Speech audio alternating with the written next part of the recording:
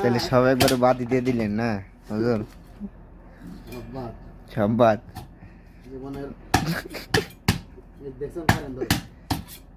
ওই যে আবার হাতে হাত পেলেন না।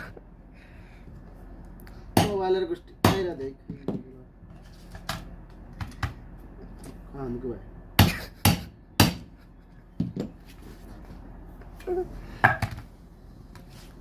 কি হয় বেরাসটি হয় নাকি? ফুটবো কিন্তু ফুটবো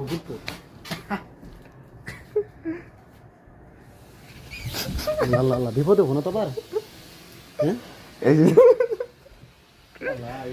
মানুষ তো গায়েব করে নেবো। দরজা খুলুন মনে হয় কারণ ধরছি